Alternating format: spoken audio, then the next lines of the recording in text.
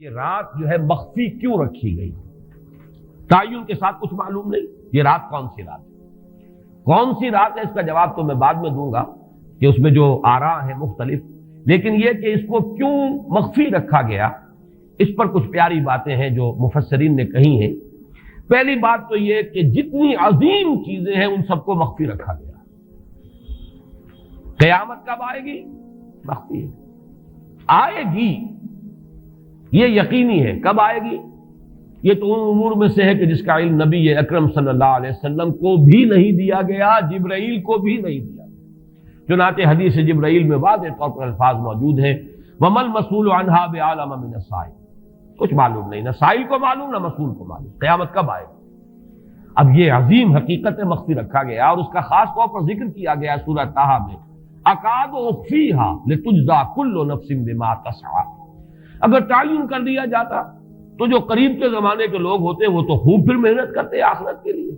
اور ذرا فاٹنے والے ہوتے وہ ذرا تساہل کرتے اس کے بارے میں۔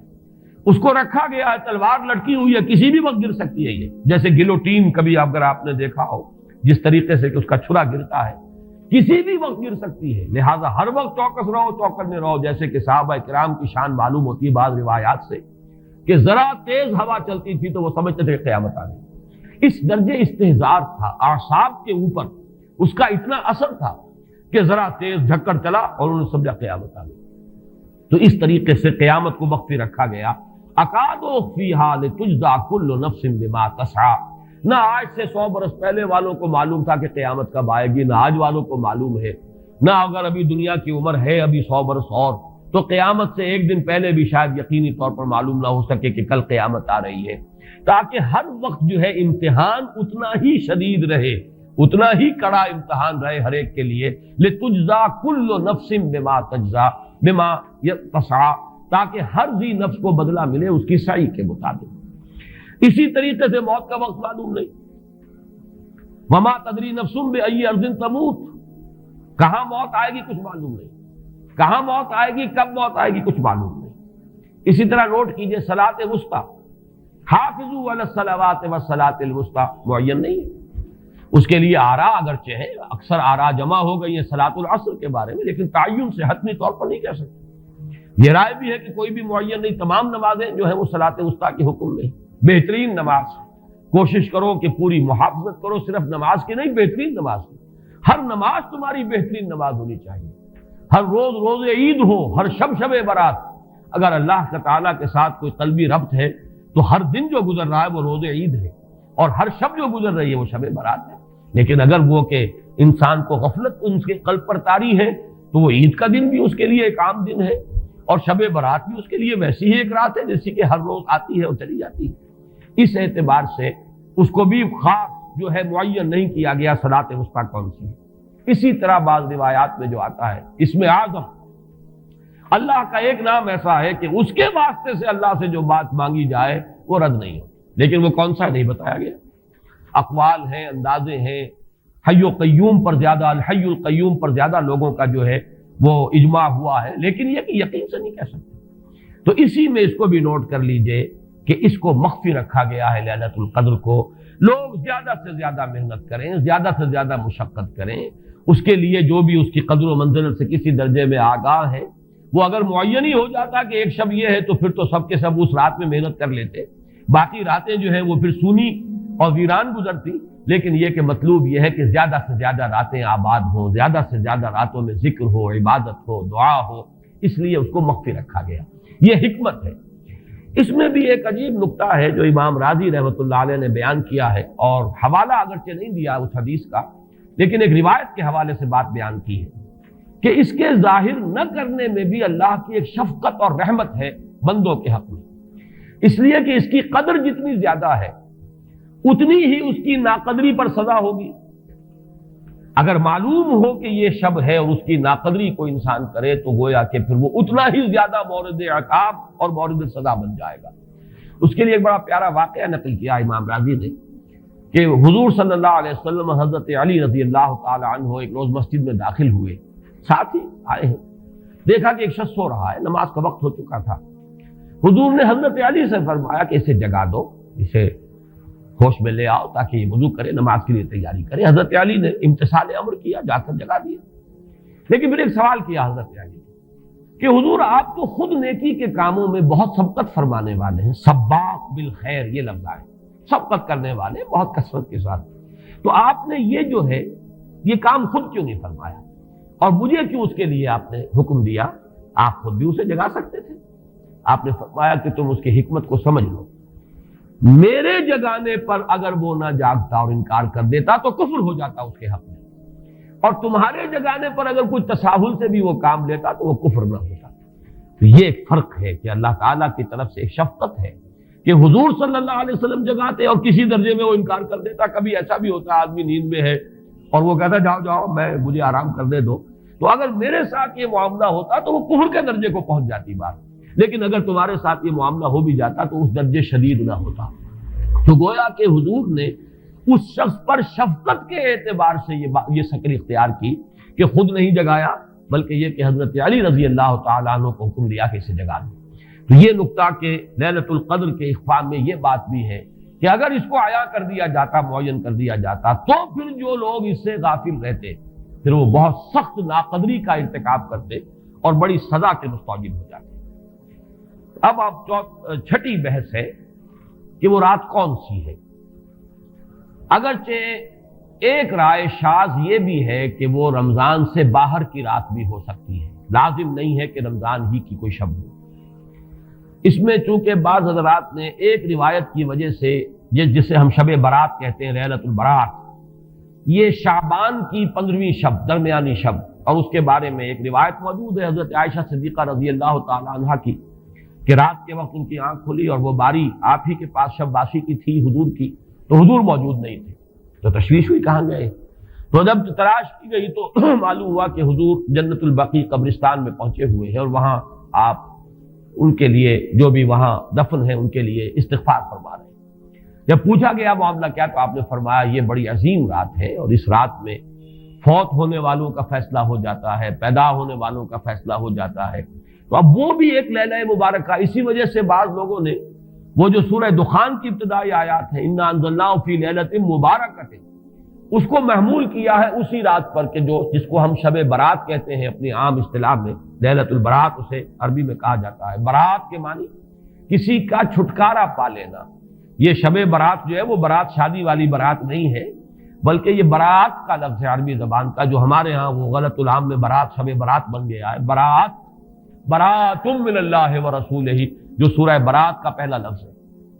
کہ چھٹکارا پانا، کہ وہ رات بھی ایسی ہے کہ اس میں انسان استغفار کرے اور اللہ تعالیٰ سے اپنے گناہوں کی معافی مانگے تو اپنے آپ کو جہنم سے چھٹکارا دلا سکتا ہے، وہ شب برات ہے۔ اس اعتبار سے کچھ لوگوں نے گمان کیا کہ شاید لیلۃ القدر اور لیلہ مبارکہ اس حدیث کی روح سے وہی شب ہے، وہ ظاہر بات ہے کہ خارج از رمضان مبارک ہے،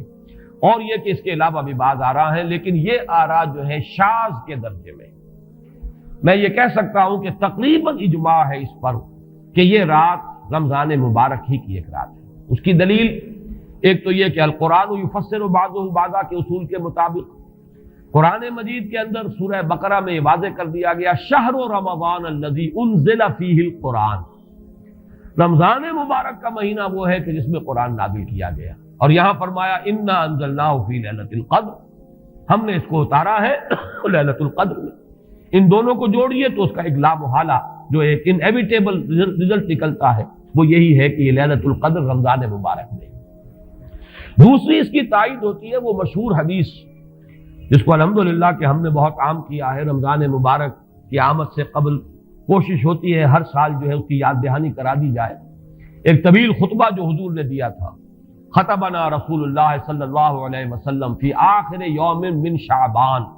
یہ حضرت سلمان فارسی رضی اللہ تعالیٰ عنہ سے مروی ہے کہ حضور نے شعبان کے آخری دن ہمیں خطبہ ارشاد فرمایا، یا ایھا الناس قد اظلکم شہر عظیم شہر مبارک شہر فیہ لیلۃ خیر من الف شہر، لوگوں آگاہ ہو جاؤ، تم پر ایک بہت مبارک مہینے نے، بڑی عظمت والے مہینے نے سایہ کر دیا ہے، سایہ فگن ہو گیا ہے تم پر ایک مہینہ جو بڑی عظمت والا ہے، شہر عظیم جو بڑی برکت والا ہے، شہر مبارک۔ اور تیسرا جملہ اس میں یہی ہے شہر فیہ لیلۃ خیر من الف شہر،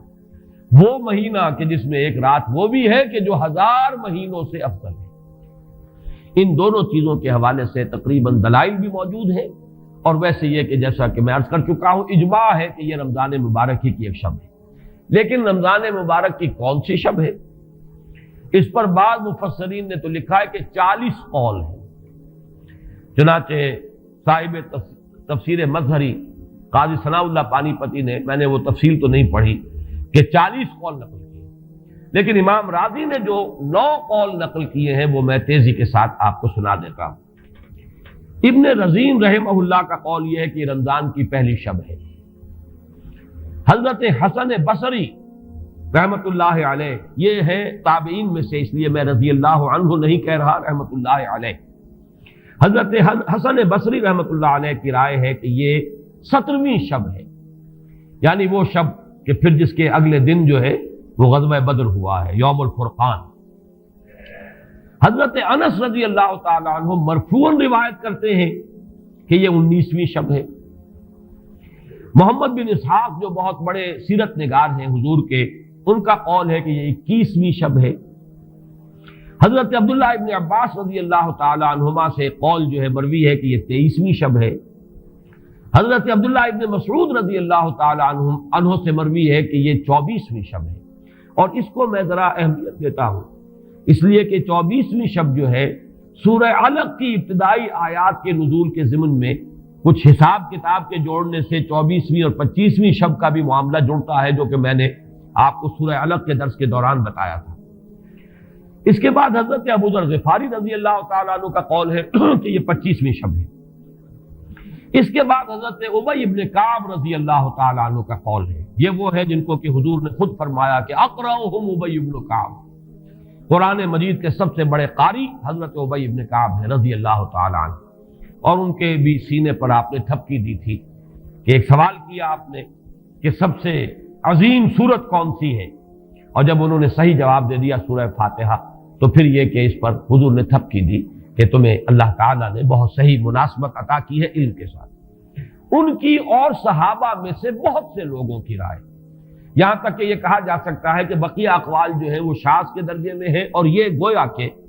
اگر اجماع نہ کہا جائے تو بہت حد تک اتفاق کے درجے میں ہے کہ یہ 27ویں شب ہے۔ اور اس 27ویں شب کے ضمن میں حضرت عبداللہ ابن عباس سے ایک روایت میں پہلے آپ کو بتا چکا ہوں کہ 23ویں شب، لیکن 27ویں شب کے ضمن میں جو مختلف روایات حضرت عبداللہ ابن عباس رضی اللہ تعالی عنہما سے مروی ہیں، ان میں بھی کچھ لطیف نکات ہیں، وہ میں بعد میں بیان کروں گا۔ اس کے بعد ایک شاذ قول اور بھی ہے کہ یہ 29ویں شب ہے۔ تو یہ گویا کہ 9 ہے اقوال، جن میں سے بعض جلیل القدر صحابہ کے ہیں، عبداللہ ابن مسعود، ابو ذر غفاری، ابن عباس، ابی ابن کعب،